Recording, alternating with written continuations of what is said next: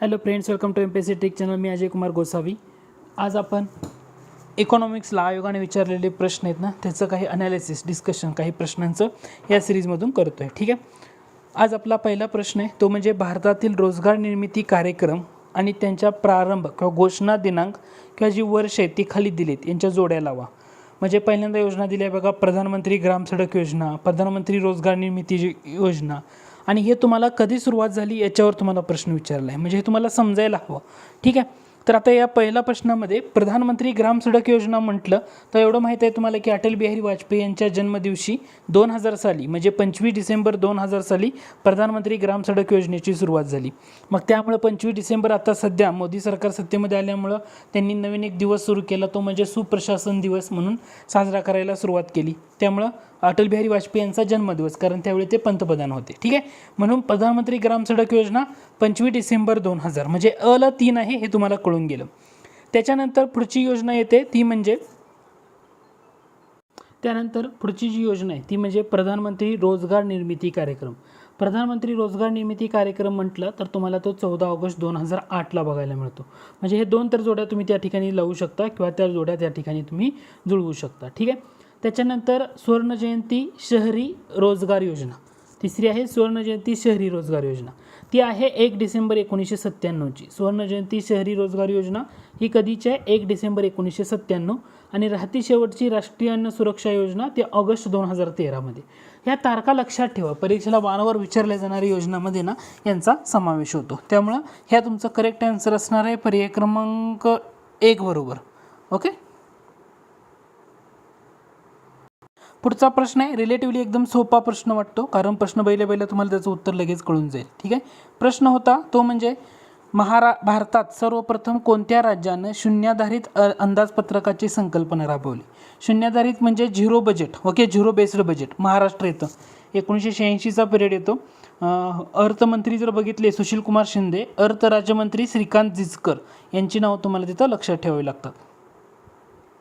त्यानंतर पुढचा प्रश्न बघा, 14व्या वित्त आयोगाच्या शिफारशीनुसार महाराष्ट्र राज्याला केंद्र सरकारच्या कर उत्पन्नाचा इतका टक्के वाटा मिळालेला आहे. तर किती मिळाला आहे? तो 5.521%. किती? 5.521%. त्यानंतर पुढचा प्रश्न आहे शून्याधारित अर्थसंकल्पनाच्या संकल्पनेचा प्रवर्तक कोण? शून्याधारित म्हणजे झिरो बजेट हे तर म्हटलं की पीटर ए पियर हे नाव तुम्हाला लक्षात ठेवा. आणि महाराष्ट्र राज्य पहिलं आहे की ज्यांनी झिरो बजेट ओके हे कन्सेप्ट राबवलेला पहिलं राज्य. त्यानंतर पुढचा प्रश्न आहे राष्ट्रीय उत्पन्न मोजणीच्या खालीलपैकी कोणती पद्धत अर्थव्यवस्थेतील विविध क्षेत्रांचे तुलनात्मक महत्त्व प्रकट करते? म्हणजे तुम्हाला माहीत आहे प्रोडक्शन मेथड म्हणजे उत्पादन पद्धत म्हणतो. ठीक आहे. उत्पन्न पद्धत म्हणजे त्याला इन्कम मेथड म्हणतो. व्यय पद्धत किंवा खर्च म्हणजे एक्सपेंडिचर मेथड म्हणतो. आता भारतामध्ये जेव्हा उत्पन्न मोजलं जातं तेव्हा उत्पादन पद्धत आणि उत्पन्न पद्धत या दोन्हीचा संयुक्तिकरित्या वापर केला जातो.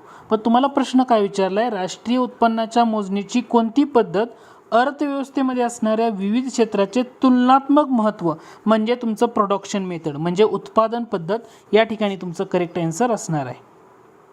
पुढचा प्रश्न आहे तो म्हणजे डिसेंबर 1997 पासून सुरू झालेली सुवर्णजयंती शहरी रोजगार योजना. ओके, म्हणजे अगोदरच आपण एक प्रश्न पहिला जोडायला हवा मध्ये त्यातच उत्तर होतं तुमचं. कोणत्या योजनांचं एकत्रीकरण आहे? शहरी रोजगार योजना म्हणजे जी नेहरू रोजगार योजना होती किंवा गरिबांची नागरी मूलभूत सुविधा योजना किंवा प्रधानमंत्र्याच्या एकात्मक नागरी दारिद्र्य निर्मूलन कार्यक्रम आहे ना यांचं एकत्रीकरण आहे. म्हणजे तुम्हाला लक्षात ठेवताना इंग्रजी नावं नक्की लक्षात ठेवा. नेहरू रोजगार योजना, urban basic facility scheme for poor and prime minister integrated urban poverty alleviation program. म्हणजे हे पॉईंट काय महत्त्वाचं माहिती आहे का तुम्हाला? तर डिसेंबर 1997 म्हणजे सुवर्णजयंती शहरी रोजगार योजना ही सुरू झाली. 3 योजनांचं एकत्रीकरण त्यामध्ये होतं. ओके. तुम्हाला नेहरू रोजगार योजना आणि जवाहर रोजगार योजना यामध्ये काय फरक आहे असं विचारलं तर जवाहर रोजगार योजना म्हटलं तर ही तुम्हाला ग्रामीण भागासाठी पाहायला मिळते आणि नेहरू रोजगार योजना म्हटलं तर ती शहरी भागासाठी पाहायला मिळते. एवढा मेजर डिफरन्स आहे. जवाहर रोजगार योजना पण आहे, नेहरू रोजगार योजना पण आहे. नेहरू म्हटलं की तुम्हाला शहरी हा पॉईंट इथं लक्षात घ्या. जवाहर नेहरू म्हणतो ना, जवाहरलाल नेहरू. जवाहर म्हटलं ग्रामीण भाग असं. एकदा प्रश्न असा विचारला 6व्या पंचवार्षिक योजनेनुसार शहरी भागातील व्यक्ती डॅश डॅश एवढे उष्मांक मिळवू शकत नसेल तर ती व्यक्ती दारिद्र्यात आहे असे मानता येते. तर 6वी पंच म्हणजे 2100 कॅलरी. शहरी म्हटलंय ना 2100 कॅलरी हे लक्षात घ्या. शहरी भाग म्हणतोय ना तुम्हाला म्हणून 2100. एकदा आयोगानं असा प्रश्न विचारलाय, स्वच्छ भारत मोहीम ग्रामीण 2014चे लक्ष्य आहे. कोणतं लक्ष्य आहे? 2 ऑक्टोबर 2025 पर्यंत. एवढं माहिती आहे की तुम्हाला 2 ऑक्टोबर 2019 पर्यंत असणार आहे. मग 2 ऑक्टोबर 2019 पर्यंत संपूर्ण स्वच्छता आहे का उघड्यावर शौचमुक्त भारत आहे? ऑब्विसली पर्याय क्रमांक 4 असणार आहे. ओके, स्वच्छ भारत मोहीम ग्रामीण 2014चं जे अंतिम उद्दिष्ट असं म्हटलं गेलेलं आहे किंवा शेवटचं. ठीक आहे, लक्ष काय आहे तर 2 ऑक्टोबर 2019 पर्यंत उघड्यावर शौचमुक्त भारत, असा एक प्रश्न विचारला. त्यामुळे तुम्हाला लक्षात आलं पाहिजे की कधीपर्यंत काय एक्झॅक्टली आहे. ऑप्शन सगळे जवळचे वाटतात. त्यानंतर पुढचा प्रश्न होता, सिम्पलच आहे, कृषी व ग्रामीण विकासासाठी सर्व प्रकारची कर्ज देण्यासाठी डॅश डॅश ही बँक जुलै 1982 मध्ये स्थापन करण्यात आली.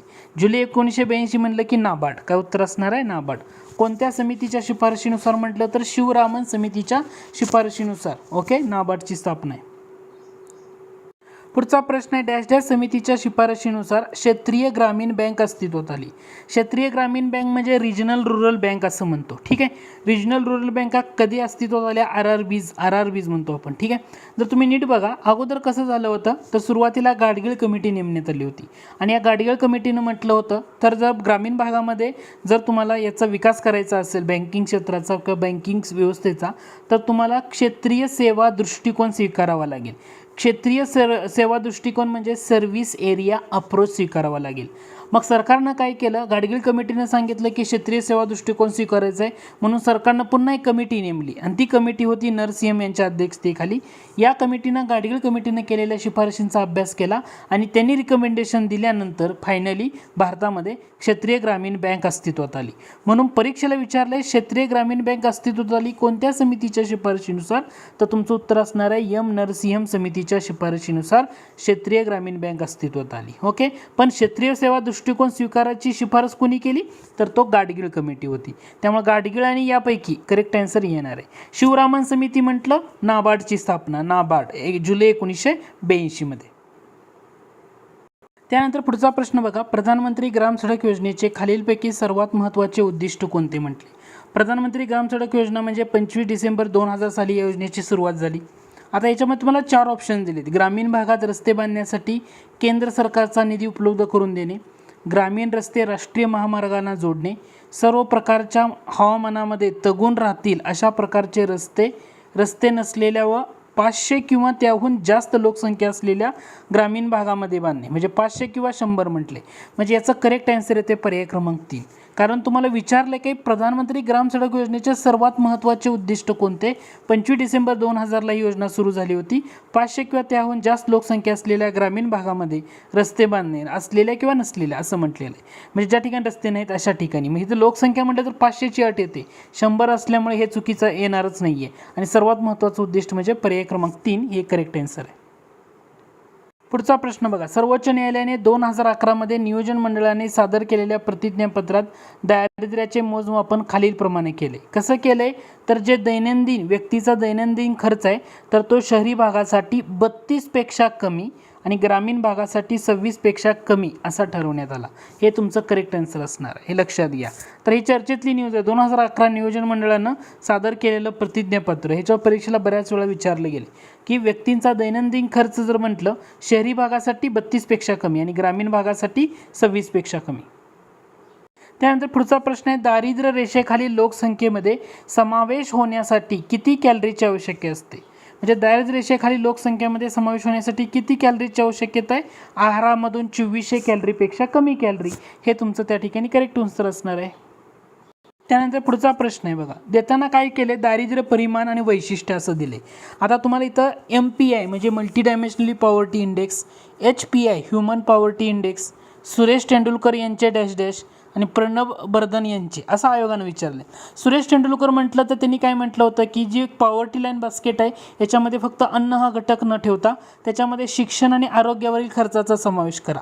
म्हणजे इथं Cला 2 आहे हे तुम्हाला डेफिनेटली डोळं झाकून माहीत आहे. जर Cला 2 असेल तर पर्याय क्रमांक 1 मध्येच ते आहे म्हणजे उत्तर असणार पर्याय क्रमांक 1. MPI म्हणजे तुम्हाला त्यामध्ये 10 निर्देशकाचा वापर मल्टी डायमेन्शनली पॉवर्टी इंडेक्स किंवा HPI म्हणलं तर तुम्हाला दीर्घायुष्य ज्ञान आणि योग्य जीवनमान हे राहणार आहे. आणि सार्वत्रिक मूलभूत उत्पन्न म्हणजे प्रणब बर्धन म्हणजे युनिव्हर्सल बेसिक स्कीम म्हणतो आपण ते येणार आहे. ठीक आहे, म्हणजे असेही प्रश्न आहेत की फक्त लॉजिकली तुम्ही सोडवू शकता. पुढचा प्रश्न आहे, 1977-78 भारतात अंत्योदय कार्यक्रम कोणत्या राज्यानं सुरू केला? अंत्योदय कार्यक्रम म्हटलं की राजस्थान, लक्षात ठेवा. अंत्योदय 1977-78 राजस्थान.